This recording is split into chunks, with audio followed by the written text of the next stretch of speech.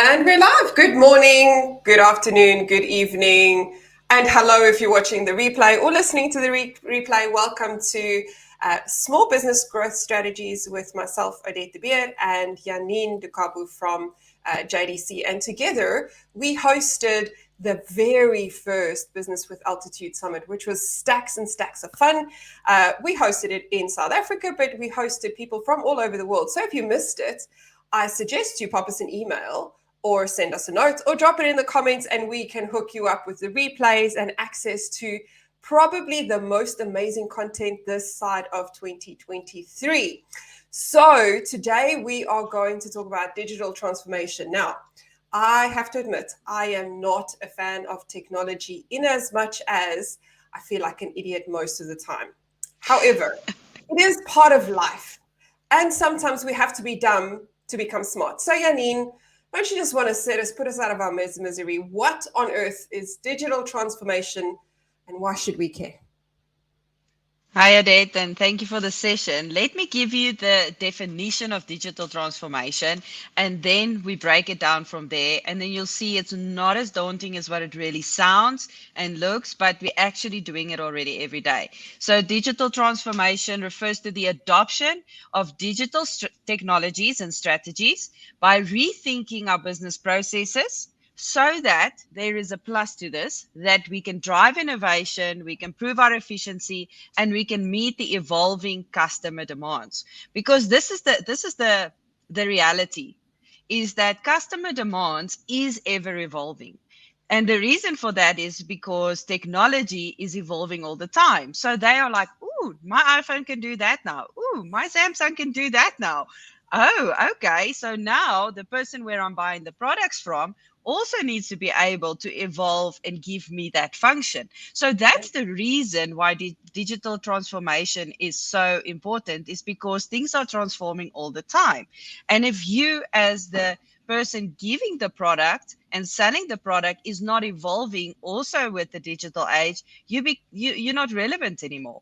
So that is what digital transformation is to take what you've got, rethink your business models as things are changing, adapting it so that you can still be relevant and sell that product to your customer.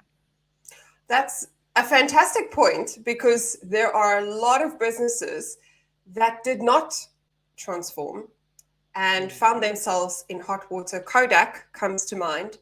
Yes. Blockbuster used to be a very big VHS movie rental company when I was growing up, and they no longer exist. So Kodak still exists in a very limited format in some places, and they are by no means competitors in the market. I don't think they have any competitive advantage.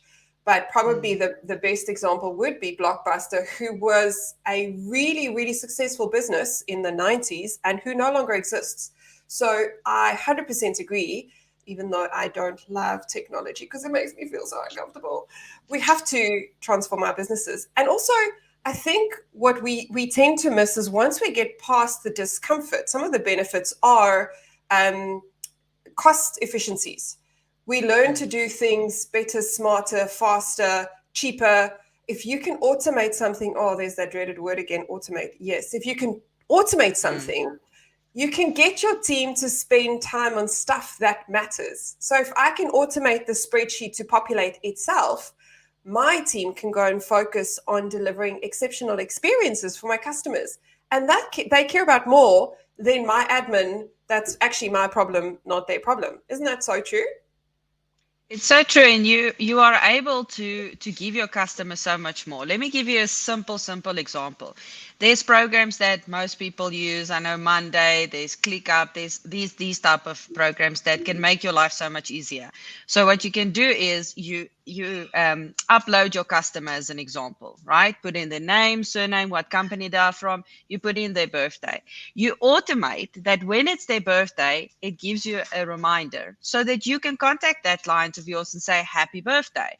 How is that for customer experience? It's something so small, but it makes such a huge difference. That's just Yeah. one thing that you can use. Yeah. Or you can automate your process, like you were saying now. So you've done this work for the client. This is what you sold. You sold them, in my case, for instance, you sold them hard hats and gloves and safety boots. And you realize there's a trend that you sell these items to them every 3 months. So guess what? Now on month 2, you go back to him and say, I see that you order these items every 3 months. Can I do a bulk order for you every 6 months so that you qualify for a better discount? Or this is time to place your next order. So we are able to track, be more efficient. We increase our sales at the end of the day. It's more than, and that's what you taught me. The up on customer service is the experience. So now, by automating and being more efficient, we are actually giving our customer an experience. Because I always say, if we can do a part of their job for them, they are not going to go anywhere else. No. There is And no they'll pay way. you more. The Yeah. reality is that 80% of customers in all the surveys that have been done globally have said that they will pay more for an experience. So people often think that products and services are sold because of price, and price plays a role, but the size that price plays, or the role that price plays, reduces significantly when you're able to create efficiencies for the customer, or when you're delivering an experience. And exactly what you said, it's funny because that's exactly what I told one of my clients to do when I first started coaching. One of the very first clients I had sold tools of some description. I am obviously not a tool person, but they were. And one of the things that come up is the fact that customers will always need this thing. And your job as a business is to anticipate what they will need and then offer it before they need it. Now, you might go, well, that's a bit presumptuous. I disagree, because you're taking the thinking out of it. And if you are able to provide them with the stuff, like you just said, if you order hard hats every 3 months and I come to you 2 months later and go, I know you're going to need hard hats, because quite often there's a breakdown and then there's a time delay. And the time delay means money for that business. If you can reduce the time delay or prevent it altogether, then suddenly you're making them more money. So your service is helping them stay in business for longer. One of the examples I used in the Business with Altitude Summit was the airplane company, the private jet company, whose job was actually to make sure that the private jet is in flight more than it's on the runway getting fixed. So if I can make sure that you're in business without downtime, your business is making more money. And guess what? You will never leave, because I am keeping you in business. I'm helping you produce for your clients. So now it creates that ecosystem that I always talk about. We create ecosystems when we create custom experiences. Now, obviously, these things are fantastic, but like everything in life, it's always easier said than done. So, Janine, what are some of the challenges that businesses experience when they start on their digital transformation journey? The very first and biggest problem and challenge that people are facing is the cultural resistance to change, because most people are just happy doing what they are doing, and what they have been doing is working. So why do I have to change? Why break it? Why fix it if it ain't broke?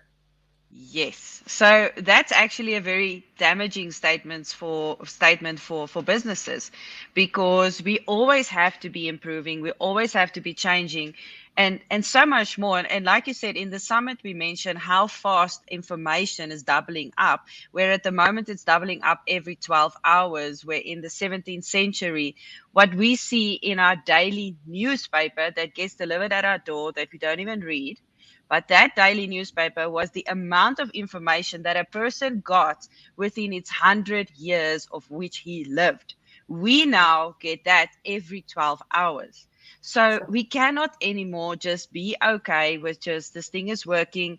let's not fix it or let's not change it. We have to change and we have to adapt all the time. So that is one of our biggest challenges is people are just happy with what they are doing. That Excel spreadsheet is working great. I also think so.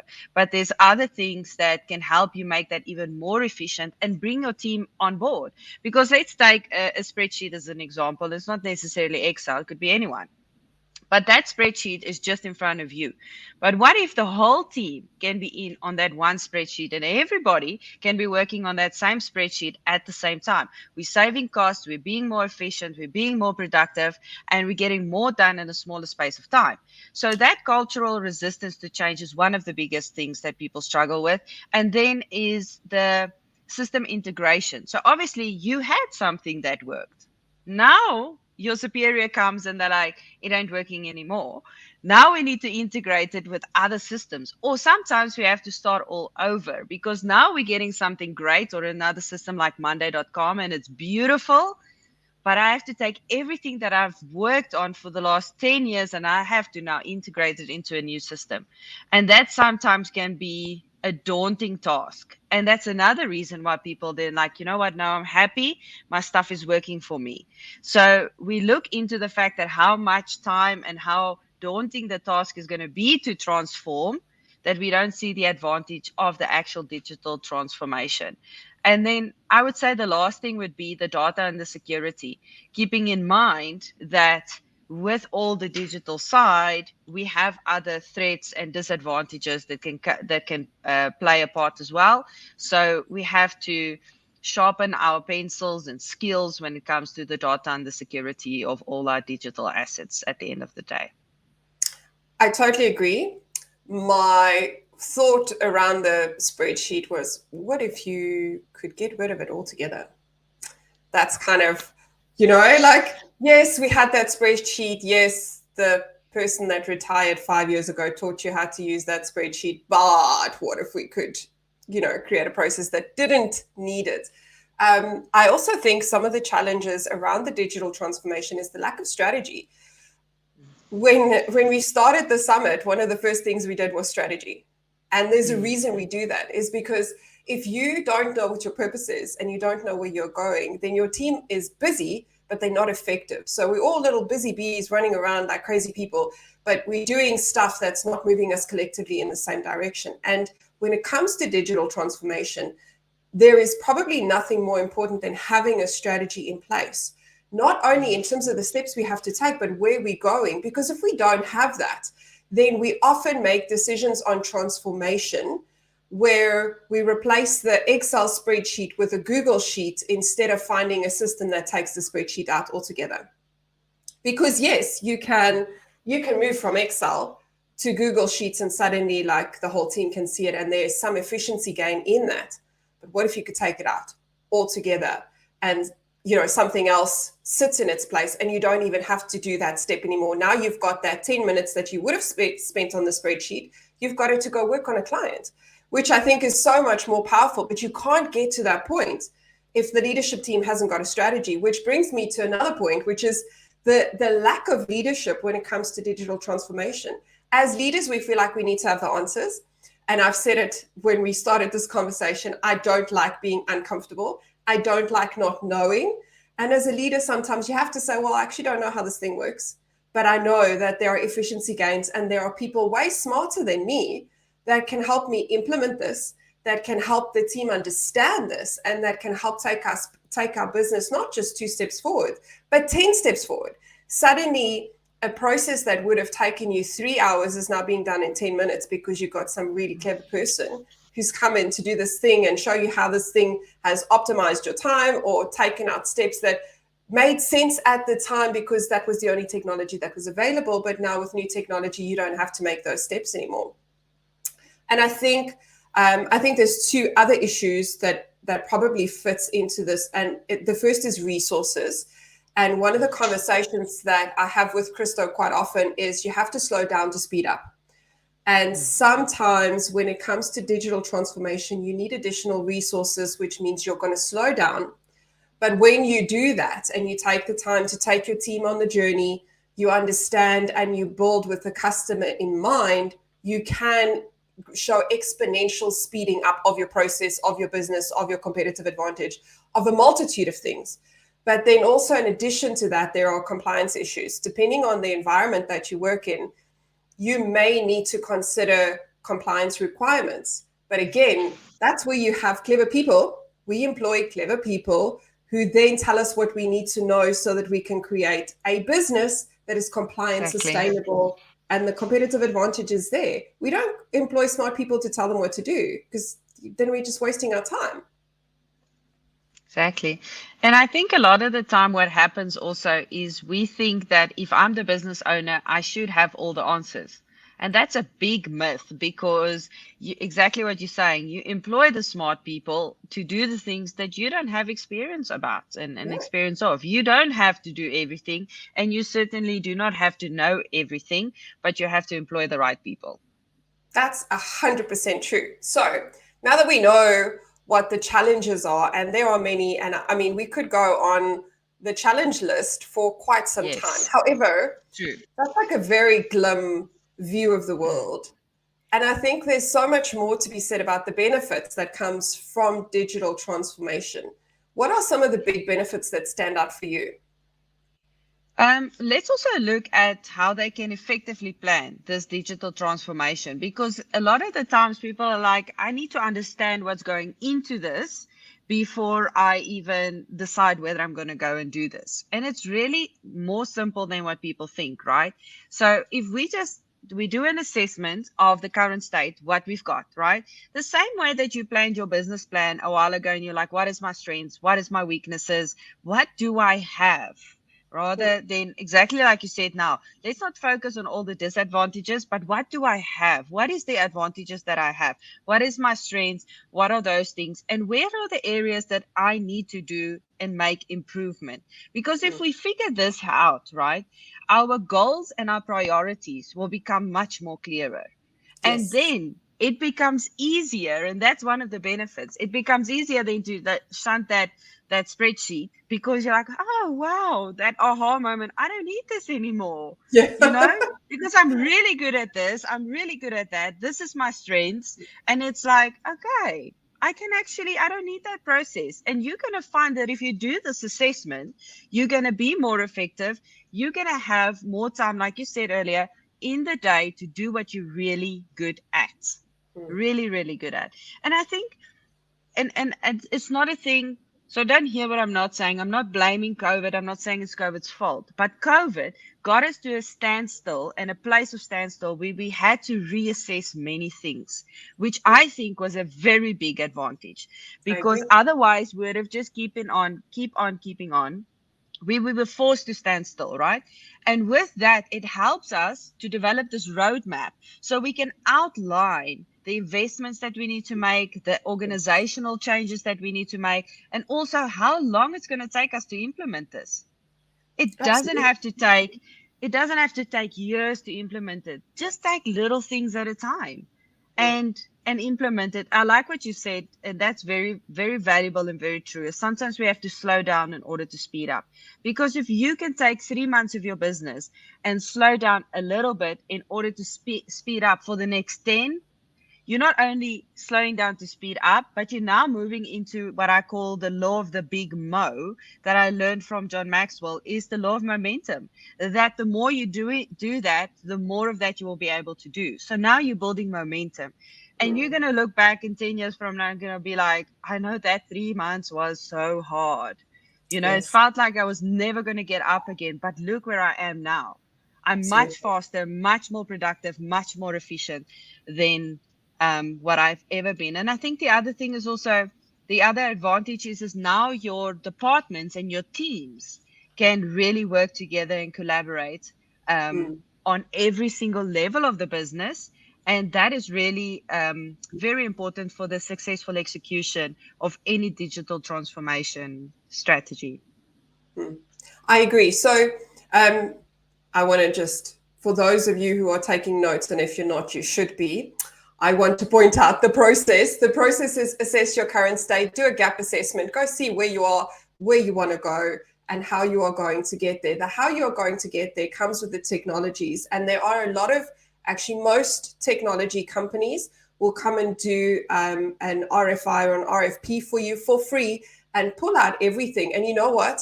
One of the things that I learned in my days in corporate was bringing in the consultants to do demos for you. I mean, I had countless coffee chats with consultants who were trying to sell me something. You don't always have to listen, guys. You don't have to buy it, but you do have to hear what they have to say, because quite often they will share with you information that's going to quantum leap your business. Quantum leap is important because, small step for mankind, giant leap for mankind.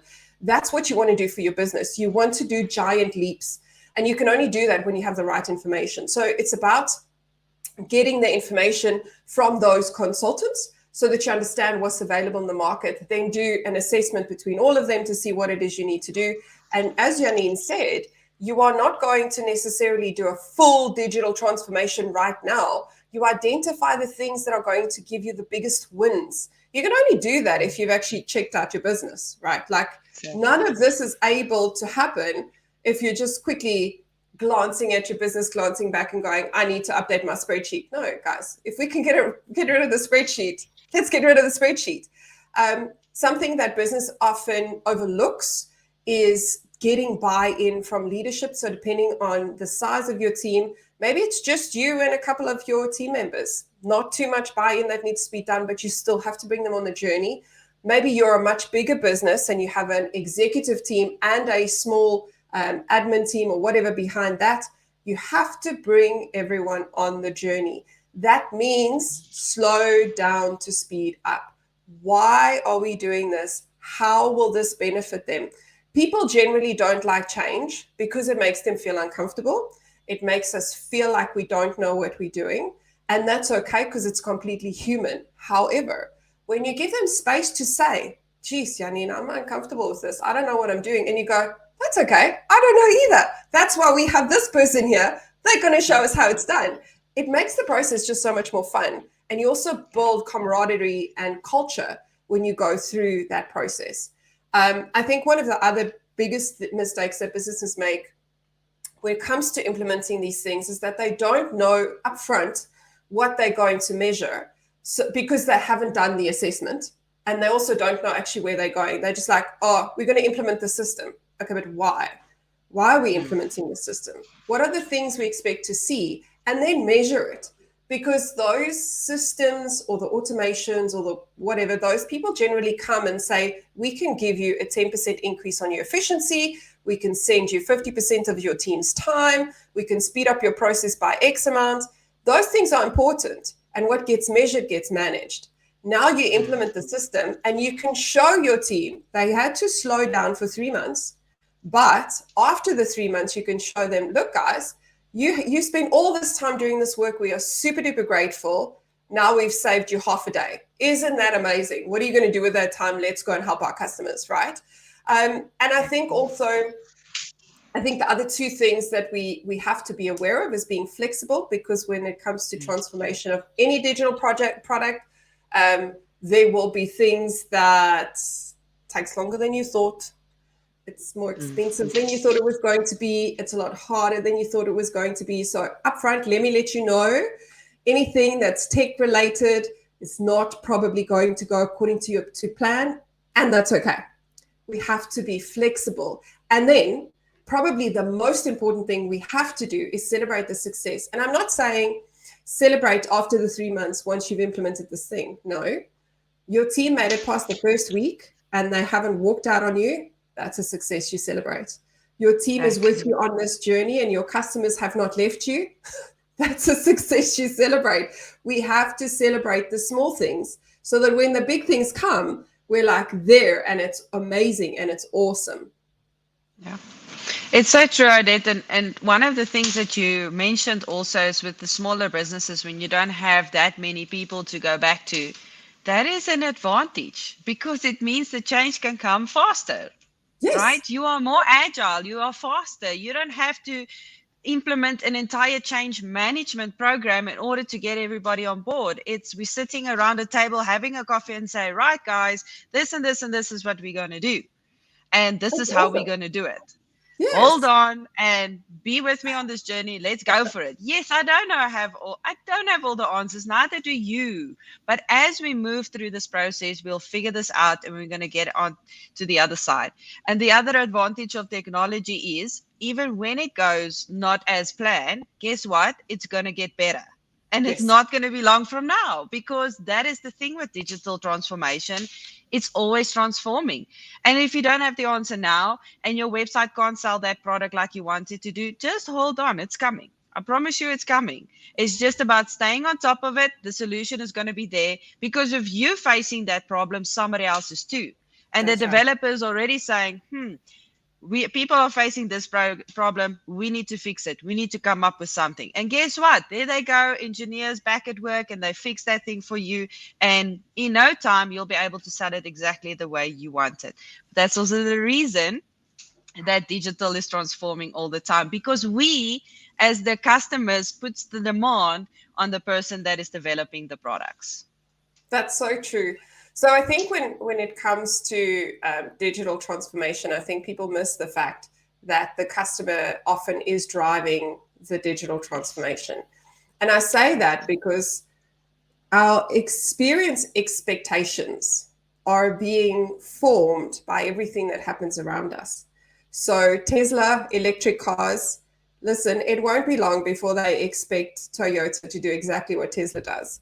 Amazon as a shopping experience has informed how we expect click click ding dong everything else. Mhm. Now, all those companies that fall behind Amazon are not there yet, but they're working towards it. And because we as consumers place the demand on those organizations are getting better at click, click, ding dong, and it's for their benefit, right? Yes, as customers, we benefit because, hey, I ordered it and it's there tomorrow, but also for the business, because they get smarter, because they get more efficient, because they sort of get pushed into that realm of transformation, they get the cost efficiencies that come with it. And sometimes, exactly what you just said, sometimes they realize, oh, wait a minute, there's other people who struggle with this thing as well. They fix it and suddenly they lead the market.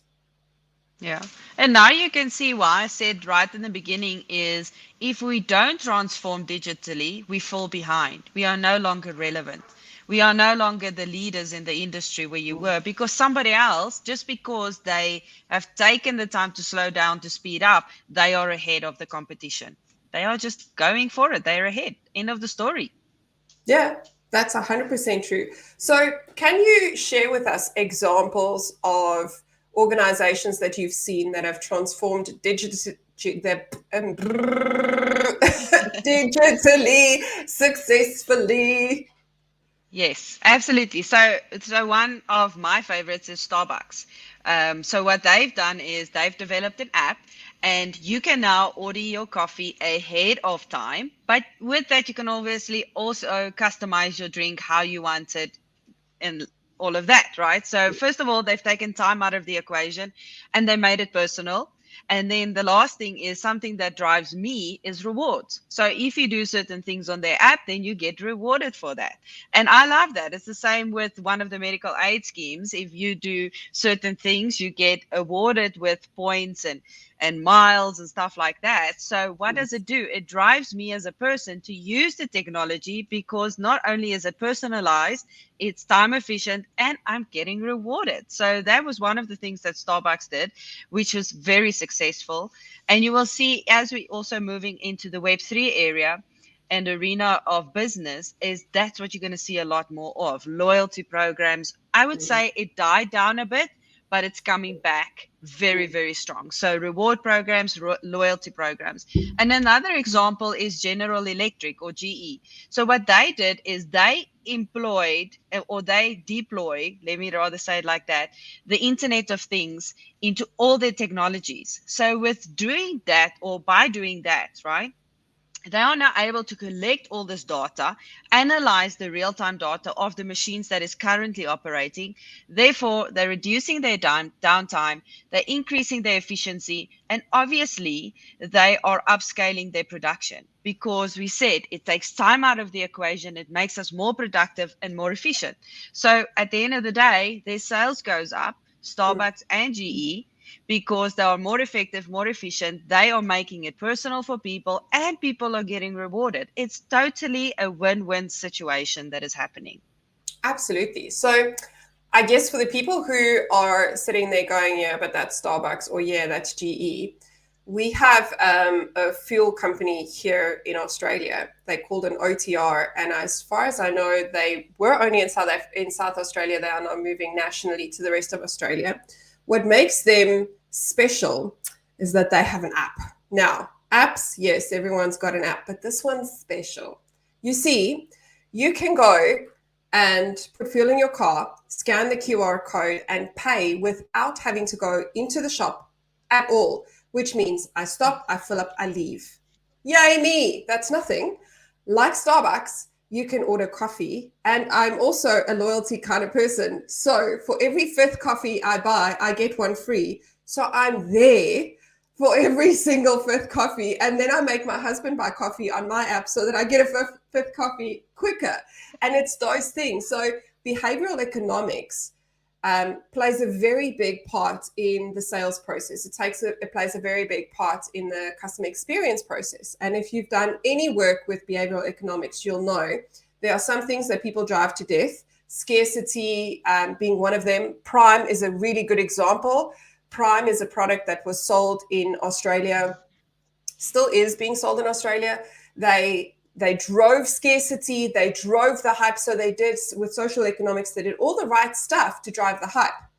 However, between the experience and the actual delivery, it didn't deliver what customers expected, and now no one's buying the product. So guys, there is a bit of a warning in that if you are using behavioral economics to manipulate your sales. You have to remember, if you're going to use it, you have to have something that backs it. Your product has to be really good, your service has to be phenomenal, your experience has to be mind-blowing.